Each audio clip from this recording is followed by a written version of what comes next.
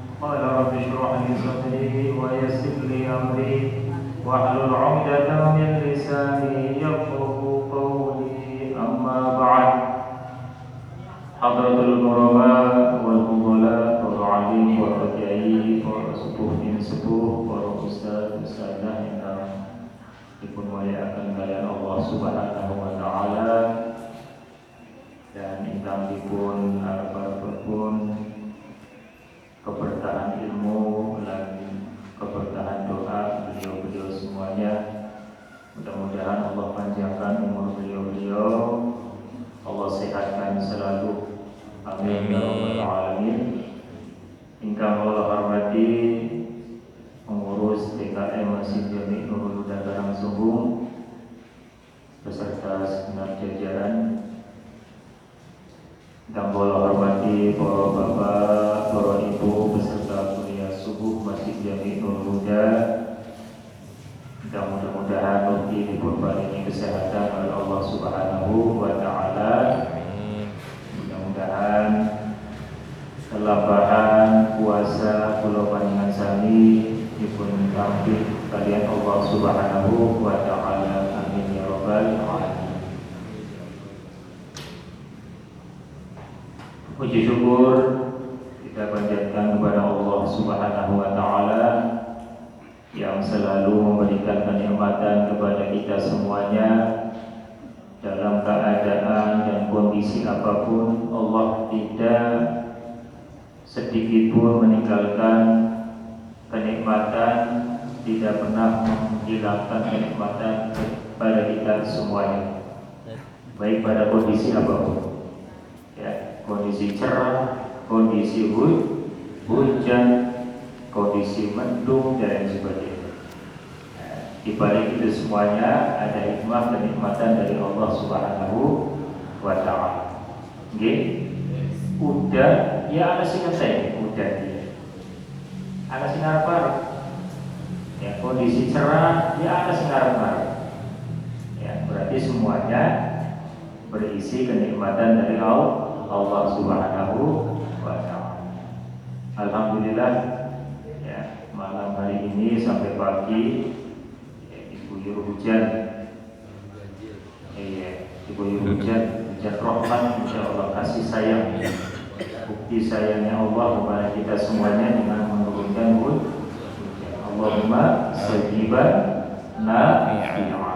Mudah-mudahan hujan ini adalah hujan yang betul-betul memberikan manfaat ya kepada kita semuanya. Amin Allahumma amin ya rabbal alamin. Salawat bisalam selalu diaturkan kepada junjungan Nabi besar Muhammad sallallahu alaihi wasallam, Nabi yang tidak pernah lepas mendoakan umat beliau supaya semuanya bisa selamat ya, baik di dunia dan lebih-lebih di akhirat.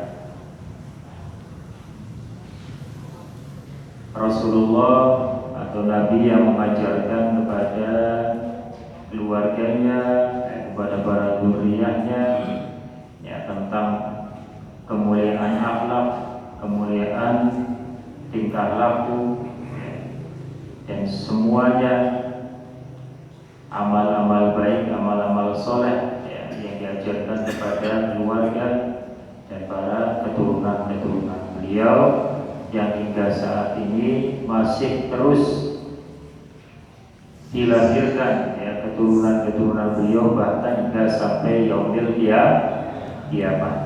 Walaupun dahulu orang-orang kafir Quraisy itu menganggap Nabi Muhammad itu ya orang yang mandul dari keturunan ya, sudah dijawab oleh Allah Subhanahu wa taala ya lewat surat Al-Kautsar, inna syani'aka huwal abtar. Semuanya musuh-musuh Rasulullah menganggap Rasulullah itu ada keturunan ya, mandul. Tapi Allah jawab langsung lewat surat Al-Kautsar. Orang-orang yang mencelamu itulah mereka yang abtar. Abtar itu artinya orang dari keturunan ya. Bahasa Jawa mandul bahasanya. tapi sudah ditepis oleh Allah. Sampai saat ini ada bukti keturunan beliau masih ada ya. Para sahabat, dzurriyyah, para habaib yang juga selalu memberikan ilmu-ilmu yang warisan Rasulullah kepada kita semuanya ya. Di samping juga para ulama, para kiai yang sangat luar biasa, mereka semuanya juga para pewaris Nabi ya, lewat ilmu-ilmu yang sudah mereka sampaikan kepada kita semuanya. Mudah-mudahan kita tetap bisa memuliakan ya keturunan Rasul Sallallahu Alaihi Wasallam. Di dalam tubuh mereka ada tetesan darah Nabi Muhammad Sallallahu Alaihi Wasallam. Apapun ya bentuk dan perilaku dzurriyyah Nabi, para habaib, mereka adalah orang-orang mulia. Ya. Walaupun mungkin profesinya tidak sebagai dai, tidak sebagai ulama, tidak sebagai mubaligh, ya hanya orang biasa, ya, tapi di balik fisik, di balik tubuh mereka itu ada aliran darah Nabi besar Muhammad Sallallahu Alaihi Wasallam. Itulah akhlak yang sudah Rasulullah ajarkan kepada keluarganya. Sebagaimana akhlak ini juga ya, yang diajarkan kepada Rasulullah kepada putri tercinta beliau, Sayyidah Fatimah radhiyallahu anha. Dan dari Sayyidah Fatimah inilah yang melahirkan keturunan hingga sampai saat ini, bahkan sampai hari kiamat ya, keturunan Rasul Sallallahu Alaihi Wasallam itu tidak terputus. Ya, jadi nasabnya kembali kepada putri tercinta Sayyidah Fatimah Az-Zahra. Ya, ini eksepsional ya, khususiyat kepada keturunan Nabi Muhammad, itu muaranya kepada Sayyidah Fatimah Az-Zahra. Menurunkan atau melahirkan Sayyidina Hasan, Sayyidina Husain, Sayyidina Muhsin ya. Kemudian sampai saat ini ya, banyak sekali para habaib yang nasab akhirnya adalah kepada Sayyidina Hasan dan mungkin Sayyidina Husain. Dahulu ya, ketika saat-saat sekarang menjelang lebaran gitu, terus enggak ada Bu ya? Insya Allah ya. Senin Insya Allah belakangan bisa meraih kebahagiaan ya, kita sambut hari kemenangan. Pun demikian yang dilakukan oleh keluarga Nabi ya, keluarganya Sayyidina Ali bin Abi Thalib, Sayyidah Fatimah beserta anak-anak tercinta ya, Sayyidina Hasan, Sayyidina Husain ya, beliau-beliau itu melakukan ibadah puasa dengan luar biasa, tidak menghalangi pekerjaan yang berat ya, pekerjaan yang sulit untuk tidak berpuasa, sebagaimana cerita yang pernah kami kisahkan di awal pertemuan pada subuh ya, bagaimana Sayyidina Ali dengan sangat luar biasanya ya, mengorbankan dirinya, mengorbankan diri pribadi demi untuk orang lain, bagaimana yang kami ceritakan. Pun demikian ya, cerita yang akan kami bawakan ini di akhir pertemuan kami dengan jamaah kuliah subuh menjelang hari-hari lebaran ya, hari kemenangan setelah berpuasa selama 1 bulan. Sayyidina Ali bin Abi Thalib tiba-tiba berucap ngomong pada Sayyidah Fatimah, Fatimah, istriku tercinta, ya, kayak dia ya, wong alami orang mangan orang minum, luar biasa susah ya. Kebayang ya, bagaimana orang yang kesehariannya memang tidak punya harta yang mencukupi untuk kebutuhan makan minum, bisa dirasakan sekarang oleh orang-orang yang sedang berpuasa. Maka saya perintahkan ya kepada kamu untuk mengeluarkan simpanan kita, ya Sayyidina Ali. Kita menamai hasil panen gandum, korma yang ada di tempat penyimpanan untuk dikeluarkan, dibagikan kepada para fakir miskin. Ya, ini ajaran dari Rasulullah SAW seperti ini. Ya, jadi disimpan panganan gue, hasil panennya beliau di kebun dikeluarkan beberapa hari. Ya, dikaitkan ke pedati, cara sentiknya pedati, ya, kalau kue gerobak. Ya. Nah, di malam Lebaran itu tiba hari kemenangan, keluarga Sayyidina Ali, ya Sayyidina Fatimah beserta dengan cucu Nabi Muhammad tercinta Sayyidina Hasan, Sayyidina Husain yang berkeliling membawa makanan tersebut berupa gandum, korma, karena makanan pokok dahulu itu ya gandum, korma pun. Ya, cara saya tiga beras. Kalau keliling mana di bawah mana mari mau sing butuh, ya dianggap membutuhkan. Ya Sayyidina Ali sendiri yang membawa makanan tersebut diiringi oleh Sayyidah Fatimah Az-Zahra, ya putri Rasul Sallallahu Alaihi Wasallam tercinta. Ya, sambil membawa dua anaknya tercinta Sayyidina Hasan Husain, ya beliau ikut berkeliling membagikan makanan tersebut di malam hari raya. Tiba waktunya, ya, habislah makanan tersebut, ya makanan simpanan keluarga tersebut untuk dibagikan pada fakir miskin. Hanya kembali ke rumah. Ya, pagi harinya, di saat semuanya orang ya makan, minum dengan persediaan makanan yang luar biasa, ya enak-enak lah. Darahnya dari kemenangan, panganannya, minumannya ya enak-enak. Rasa syukur kepada Allah Ta'ala. Ya, sepulang dari Sayyidina Ali berkhutbah, ya tugas khutbah di masjid, ya beliau ajak keluarganya untuk makan, menikmati hidangan. Nah, sepulang dari sholat Idul Fitri itu, dua sahabat dari Sayyidina Ali yang selalu berperang bersama, ya, yaitu diantaranya ada dua orang sahabat dekatnya.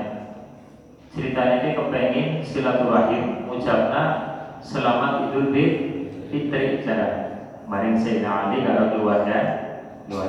Ya, berdua sahabat ini bergegas datang ke rumah Sayyidina Ali menghampiri. Ya, tok. Ya, setelah dibuka ternyata Sayyidina Ali beserta Sayyidina Fatimah dengan putra tercinta sedang menikmati makanan ya, di hari raya. Ya, sahabat berdua itu bernama Imran ibn Rafiq dan satu sahabat Abul Aswad Ad-Du'ali, ya, ikut berperang bareng dengan Sayyidina Ali. Beliau berdua akhirnya mengucapkan ucapan selamat kepada Sayyidina Ali, ya, Idul Fitri. Cuma ada pemandangan yang menyesakkan hati keduanya. Ya, tercium dari pintu depan itu bau yang sangat tidak enak dicium, bau yang sangat menyengat. Bau apa dia? Ternyata apa? Makanan yang dimakan oleh Sayyidina Ali beserta keluarga itu adalah makanan gandum sama korma. Cara awalnya ini sih seorang aku, ini harusnya harus dibuang, ya. Tapi dimakan oleh keluarga Sayyidina Ali, Sayyidina Fatimah Az-Zahra. Jadi mendahulukan orang-orang yang membutuhkan, ya, walaupun dirinya menikmati makanan seperti itu. Tapi yang terpancar dari wajah beliau adalah kesenangan, kegembiraan, karena ada kepuasan hati nurani sudah berbagi dengan orang-orang yang membutuhkan, walaupun sendirinya yang memakan makanan yang kurang layak dikonsumsi oleh orang. Ya, jangankan ya orang-orang kaulah makan kawan menangis. Ya, Sayyidina Rafi sama Sayyidina Abul Aswad menangis melihat hal seperti itu. Sesak dadanya, ya Allah, kasih teman. Di saat-saat ini orang itu mengeluarkan penyiapan makanan yang luar biasa enak, minuman yang luar biasa lezat. Ternyata ada keluarganya Rasulullah yang menyantap makanan seperti itu di hari Lebaran. Makanya permisi kepada Sayyidina Ali, Sayyidah Fatimah untuk bergegas menuju rumah Rasul Sallallahu Alaihi Wasallam. Dua sahabat ini melaporkan pada Nabi Muhammad, wahai Rasulullah, sambil menangis, bercucuran air mata. Ini ngapa kemudian pada nangis? Ya Rasulullah takwan penasaran. Ya Allah, jenengan tidak mana saya? Ya, maring putri tercinta jenengan mana? Maring putune panjenengan Hasan Husain. Ya mudah-mudahan Hasan Husain diselamatkan, disehatkan. Karena melihat makanan yang dimakan makanan tidak sehat, makanya beliau berdoa mendoakan mudah-mudahan Hasan Husain selamat sehat, keluarga Sayyidina Ali selamat sehat semuanya. Sekitar apa jadi kayak buat ya Rasulullah tambah penasaran. Us baunya tidak baik mana, aku tega bercerita. Akhirnya Rasulullah SAW bergegas menuju kediaman Sayyidina Ali Karramallahu wajhah. Setelah sampai pintu depan, tampak pintunya masih terbuka, dilihat luar biasa. Baunya dari luar memang menyengat, ya. Ternyata makanan yang dimakan sangat didalam. Menangis Rasulullah. Ya Allah, dia anak-anak aku, putuna aku, ya. Nah, mendahulukan orang lain daripada nasibnya sendiri. Dibilang kayak gue, saya dapat timai orang rasa menghadapi jebulnya di sana ayah, di sana bapaknya. Kalau begitu, beliaulah Rasulullah Sallallahu Alaihi Wasallam. Setelah sadar di pintu itu ternyata sudah ada Rasulullah, ya, beliau langsung menghampiri. Ya biasa, Nabi Muhammad atau Muruh Sayyidina Fatimah pasti menghormati, Pak. Hormat, langsung dicium, langsung dipeluk, ya, Sayyidina Fatimah. Ya, tapi kali ini berbeda, pelukan yang sangat harum dari Nabi Muhammad Sallallahu Alaihi Wasallam. Ya, karena melihat luar biasanya sifat daripada anaknya. Dia dipeluk, terus beliau berkata, ya, Ishhadu ya Allah, ya, Ishhadu, saksikanlah ya Allah, ya, saksikanlah, ya, kemuliaan akhlak putriku ini dan keluarganya. Ya, hanya Rasulullah mendoakan mudah-mudahan engkau dimasukkan ke dalam surganya Allah Subhanahu wa Ta'ala.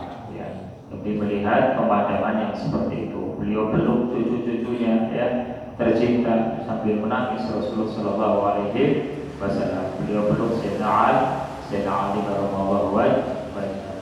Demikian, ya, kisah atau cerita bagaimana pendidikan Nabi Muhammad Sallallahu Alaihi Wasallam kepada para keluarganya. Bahkan di saat-saat, ya, momen, di saat-saat keadaan hari di mana orang pada senang, ya, keluarga Nabi Muhammad merayakan hari rayanya dengan cara seperti itu. Mudah-mudahan ini menjadi tamsil, yang menjadi pelajaran untuk kita semuanya, bahwa betul apa yang dikatakan oleh Al-Habib Ali bin Syihab dalam kitab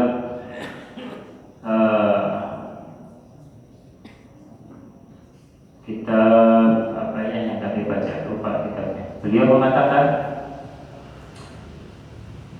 Inda duhuli Ramadan, ya, nastaqbilul muslimun, ya, bil mat'umat wal mashrubat. Ya. Ketika datang bulan puasa, itu kebanyakan wong muslim gue malah memikirkannya, ya, makanan dan minuman. Ya, kita semuanya termasuk sibuk, boleh di panganan, menyediakan panganan, ya, minuman sing enak-enak. Bikhilafil ulama wassalihun, ya, yastaqbilun Ramadan bil ibadah wa ta'ah. Ya, mereka menyambutnya dengan bagaimana cara saya menambah ibadah ketaatan kepada Allah Subhanahu wa Ta'ala. Ya, ini selaras dengan apa yang dikerjakan, yang diajarkan oleh Rasul Sallallahu Alaihi Wasallam. Jadi pikir nabi ibadah, ya, itu panganannya, minuman, jadi apa kira-kira kok, ya, menghadapi bulan puasa.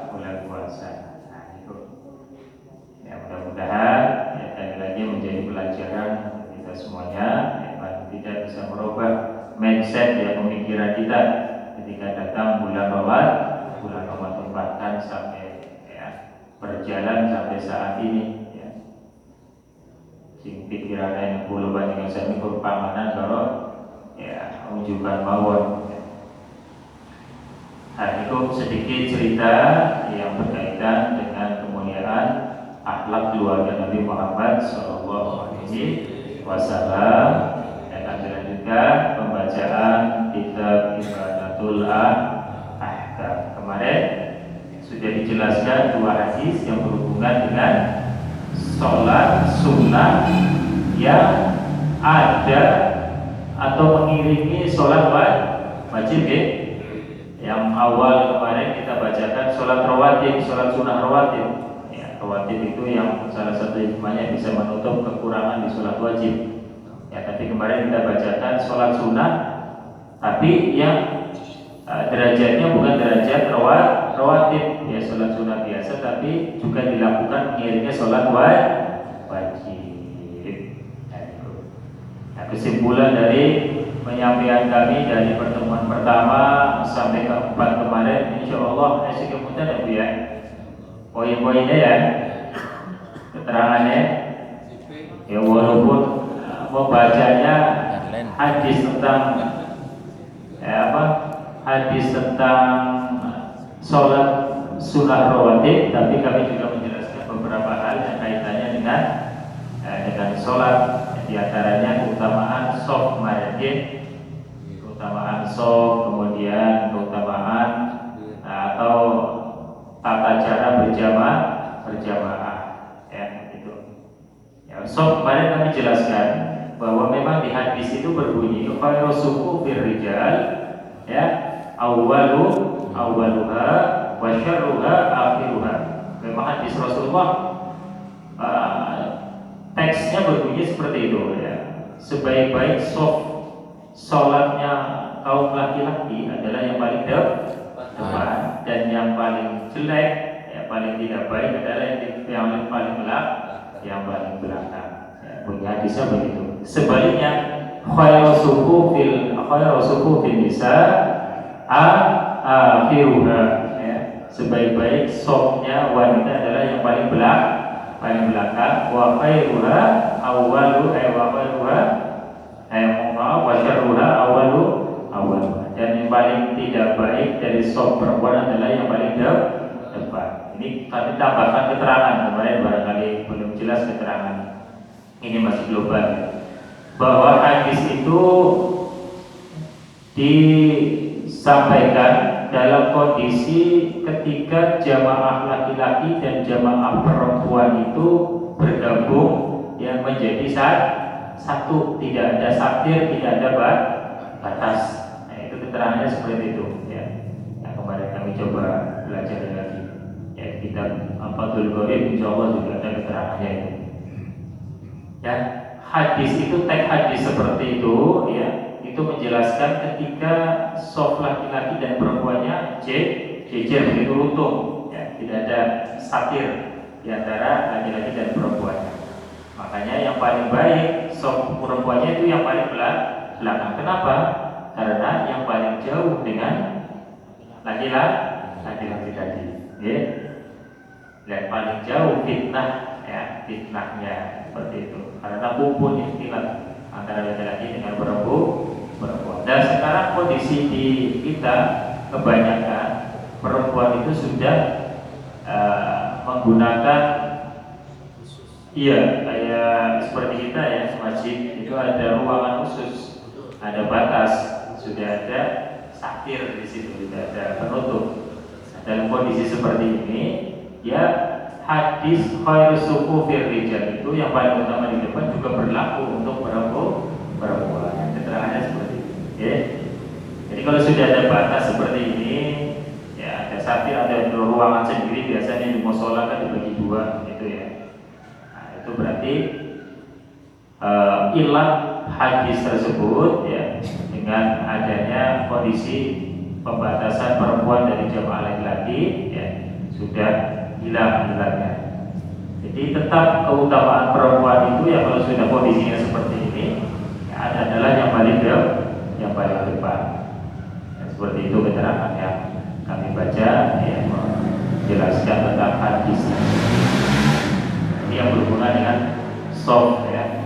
Sekali lagi untuk soft itu hal yang diperhatikan betul juga oleh Nabi Muhammad SAW ketika melaksanakan sholat jamaah. Ya. Di samping juga dalam berjamaah itu ada tata krama, ada tata cara berjamaah. Ya, satu, ya kemarin tidak boleh membarengi atau naudzubillah sampai mendahului imam. Ya, karena ancamannya juga luar biasa ini. Ya, orang-orang yang suka mendahului gerakan imam dalam sholat, kelak di hari kiamat akan dirubah wajahnya, bentuk wajahnya menjadi wajah keledai himar. Ya. Dalam hadis ada hadisnya yang menjelaskan tentang hal tersebut, ancaman tersebut. Ya. Makanya ini karena Rasulullah SAW mengancam seperti itu berarti yang tidak main-main ya Rasulullah. Nah, dalam menjelaskan tentang tata cara berjamaah.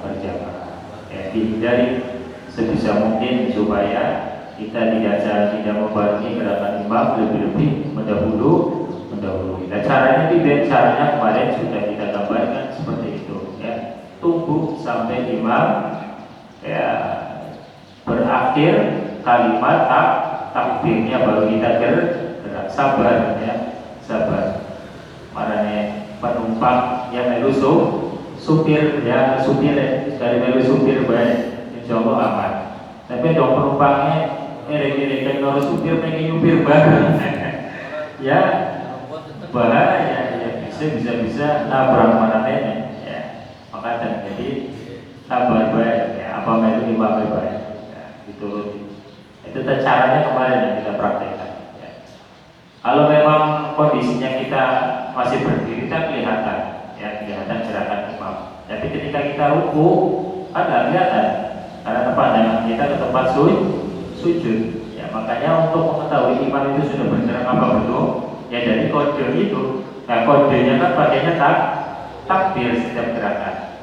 Kecuali tidak ya pakai sami Allahu liman hamidah. Ya berarti sampai kalimat hamidah selesai baru kita gerak begitu. Intinya terakhir ucapan ketika perpindahan tersebut. Sujud ya baik. Sujud kan orang atau gerakan imamnya. Kecuali kita mendengar syarat perpindahan gerakan tadi, ya baru kita bergerak. Nah, itu rakaton. Ya makanya dianjurkan, disunahkan imam itu supaya bisa terdengar gerakan perpindahannya itu terdengar oleh makmum, apalagi tidak pakai pengeras suara ya. Ini supaya bisa suaranya nggak tinggi, jadi bisa didengar oleh soft yang mungkin agak jauh.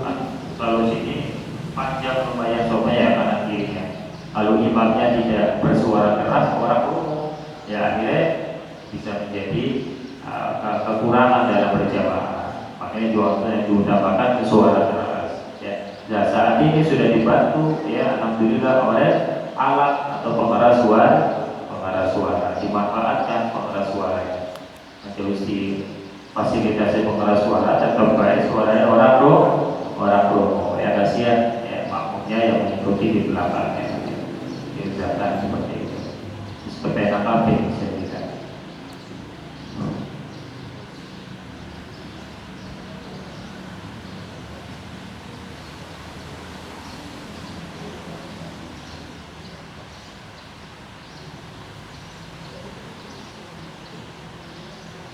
Bismillahirrahmanirrahim. Qala al-mu'allif rahimahullahu ta'ala wa nafa'ana bihi wa bi ulumihi fid dharain amin ya rabbal alamin.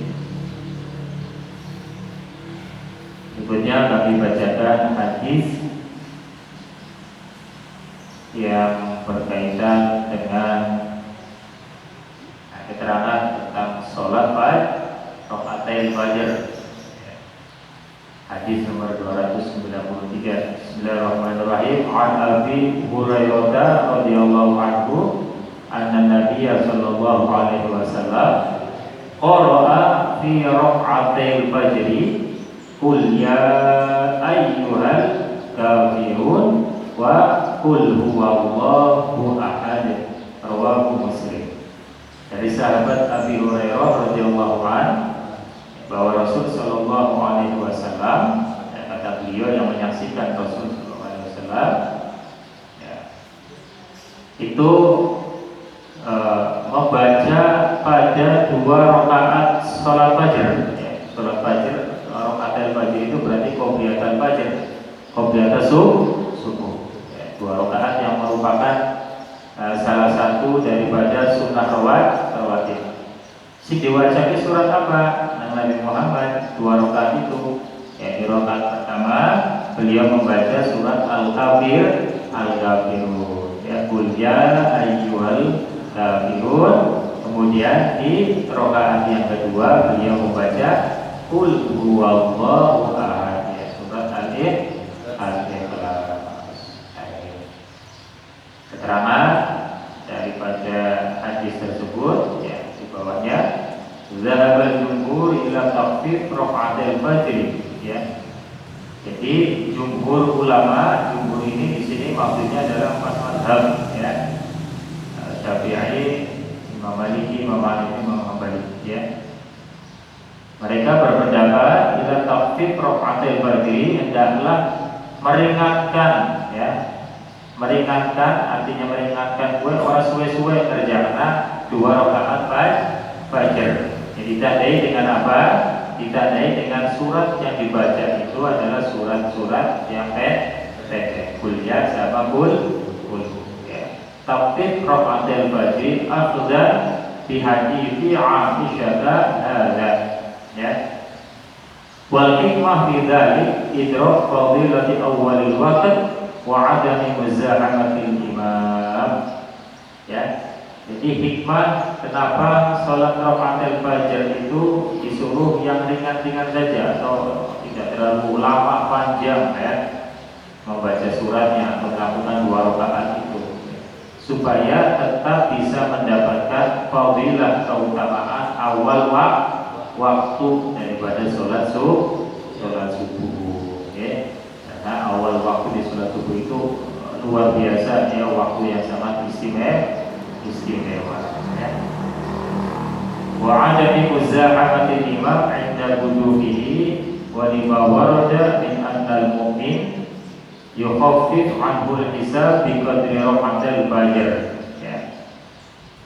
Fakana tawfiquhuma tafa'ula bi khiffatil hisab wa ta'assiban bir rasul sallallahu alaihi wa ta'assiyan Rasul sabi Rasulil Karim, ya. Amma ma yaqra'u bihi fihi ma wa fil awal suratul Kafirun isyaratan ila maqamit tajrid wa fis tsaniyah suratul Ikhlas isyaratan ila maqamit tauhid, ya. Wa naqala an Abi Hanifah nadbat tawili ma, ya. Ini keterangan tentang hadis di atas. Intinya adalah bahwa hikmah dibalik kita meringankan sholat sunnah itu adalah supaya juga diringankan hisab kita di akhirat nanti, ya. Apa ulang berarti fatil hisab, ya, hitungan amal-amal ketika kita dihisab nanti di akhirat, supaya orang diberatkan, ya, diringankan. At-tahlilul lafzinya yuqaffafur raka'atain qira'atan wa af'alan, ya, baik bacaan maupun gerakan, ya, hafal.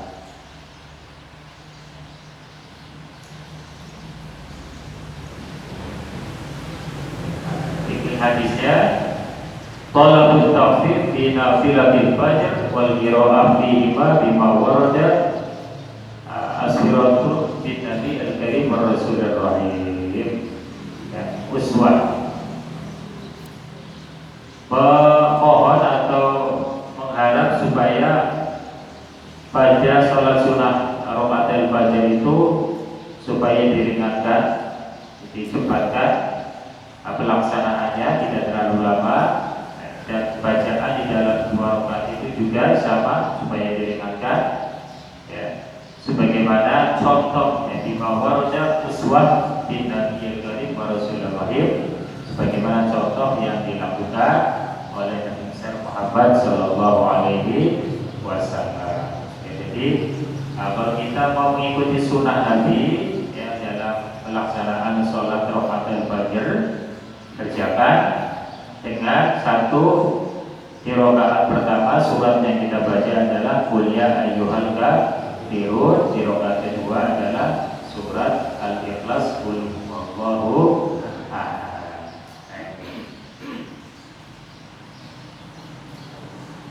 Kemudian hadis berikutnya ini tadi menjelaskan tentang bagaimana cara bacaan di dalam sholat qobliyat al-fajr, ya. Ya, kemudian hadis berikutnya dari Ibnu Umar radhiyallahu anhu qala Rasulullah sallallahu alaihi wasallam, ini menjelaskan tentang sholatul lail, ya. Sholatul laili matna fa idza khashiya ahadukum as-subh shalla rak'atan wahidatan tutir lahu ma shalla, muttafaqun alaihi. Walil khamsah wa sahhahu Ibnu Hibban sholatul laili wan nahari matna. Maqala An-Nasa'i hadza khotob. Hadis menjelaskan tentang bagaimana cara melaksanakan sholat, baik sholat yang dilakukan di malam hari maupun sholat yang dilakukan pada siang hari. Sholat sunnah maksudnya di sini, ya. Sholat sunnah itu dikerjakan matna. 2 rakaat. Jadi orang ini dikerjakan 4 rakaat sekaligus 1 salam, seperti di rawatib yang 4 rakaat kan ada, ya Bu, ya, Pak, yaitu sholat qobliyatul zuhur, ya, yang 4 rakaat itu. Nah, itu dikerjakannya mas-mas 2 rakaat salam, 2 rakaat salam, seperti itu. Ya, demikian pula di sholat malam. Sholat malam itu, ya, seperti sholat hajat atau mungkin sholat tahajud, ya, dilakukan juga ada yang lebih dari 2 rakaat barangkali. Ini kerjakannya masing-masing 2 rakaat salam, 2 rakaat salam. Intinya begitu. Tidak boleh langsung 6 rakaat 1 salam, atau mungkin mau melakukan 8 rakaat, ya, seperti sholat duha. Ya, sholat duha itu kan ada yang mengerjakan 2 rakaat, ada yang 4 rakaat, ada yang 6 rakaat, ya, seperti itu.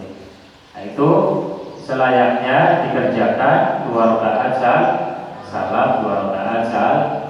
Nah, walaupun panjenengan mau mengerjakan duhanya 8 rakaat, ya. Berarti salamnya timpal. Ya. Ada untuk keterangan dari hadis berikutnya tentang bagaimana tata cara melakukan sholat sunnah, ya. Juga qobliyat al-asar kemarin, ya, walaupun tidak masuk derajat rawatib, tapi Rasulullah menganjurkan sebelum asar itu melakukan sholat sunnah 4 rakaat di hadis kemarin. Itu juga dikerjakannya 2 rakaat salam, 2 rakaat salam, ya.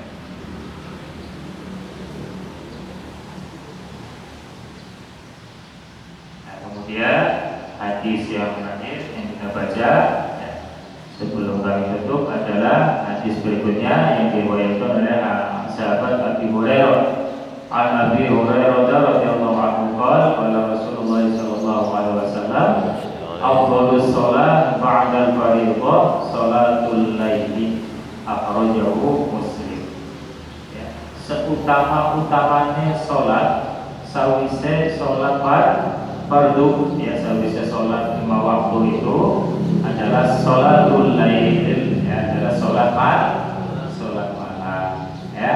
Sholat malam ini ada yang menafsirkan sholat tahajud gitu, ya. Karena sebelum disyariatkannya sholat 5 waktu, Ibu, Pak, sebelum Rasulullah mengajak Allah untuk menerima perintah sholat 5 waktu ini, yang dikerjakan Rasulullah adalah sholat malam, ya. Jadi Rasulullah menyampaikan sabdanya, sholat fardu yang 5 waktu itu yang paling utama adalah sholat malam. Karena keutamaan orang yang menjaga sholat malam itu sangat luar biasa, ya, sangat istimewa. Dijanjikan oleh Allah Subhanahu Wa Taala, ya, maqamam mahmudan, ya. Wa minal laili fatahajjat bihi nafilatan lak asa ayyab'athaka rabbuka maqamam mahmuda. Itu diabadikan dalam Al-Quran, ya, keutamaan orang yang mau menjaga sholat malam, dalam hal ini sholat tahajud. Insya Allah 6 bulan puasa dia akan, ya, sing bisa kerjana sholat tahajud karena waktunya adalah waktu saat kita bersantap sahur, ya, sholat tahajud. Jadi ditolong ada kegiatan sahur, jadi kita bisa menyisihkan waktu sahur itu untuk kita menghadap Allah Ta'ala lewat sholat tahajud. Alhamdulillah, dan waktu Ramadan ini betul-betul istimewa memang, ya. Di samping sholat tahajud, sholat witir sehingga dina paling orang pernah dikerjakan, ya, dan bulan puasa pasti kerjakan, ya, pasti kerjakan bagi yang sholat tarawih nanti, ya. Soalnya witir itu kan dirangkai kalau sholat tarawih. Jadi akhirnya witirnya main terus, dilakukan terus, ya.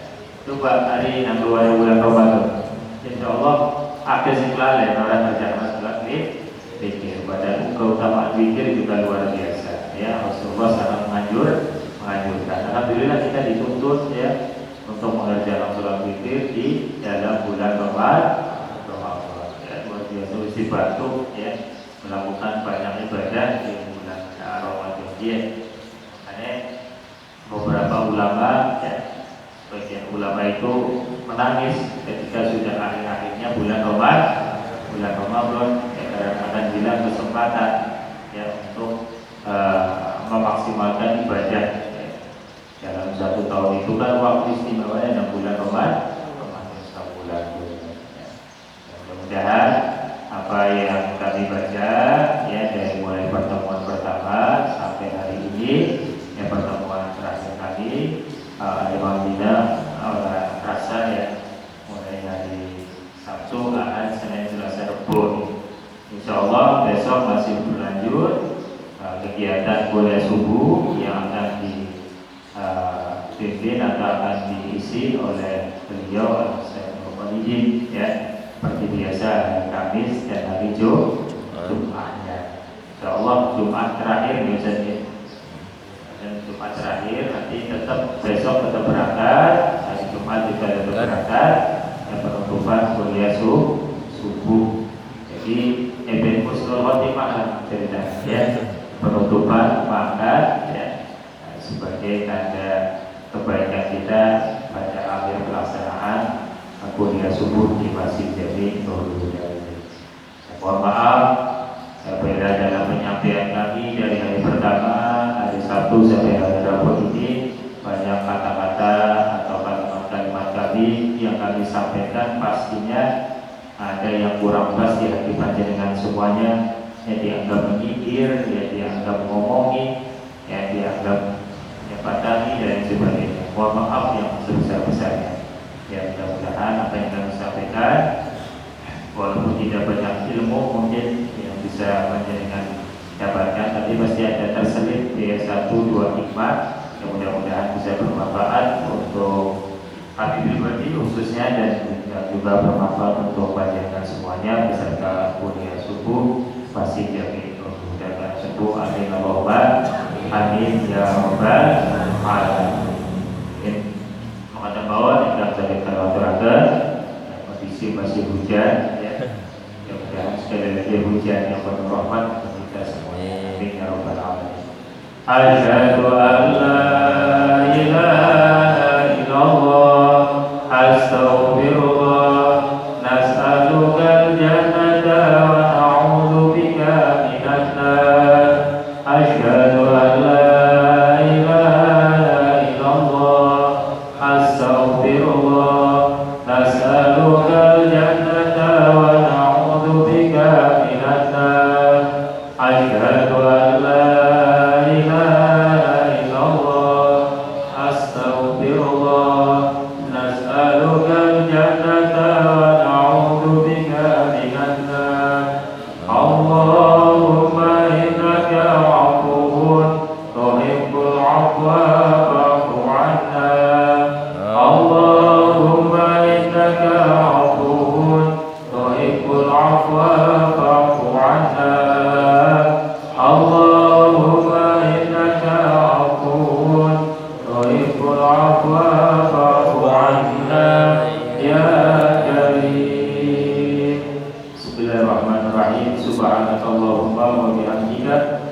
asyhadu an la ilaha illa anta astaghfiruka wa atubu ilaik. Wal 'afwu minkum ihdinas siratal mustaqim wallahul muwaffiq ila aqwamit thoriq. Assalamualaikum warahmatullahi wabarakatuh.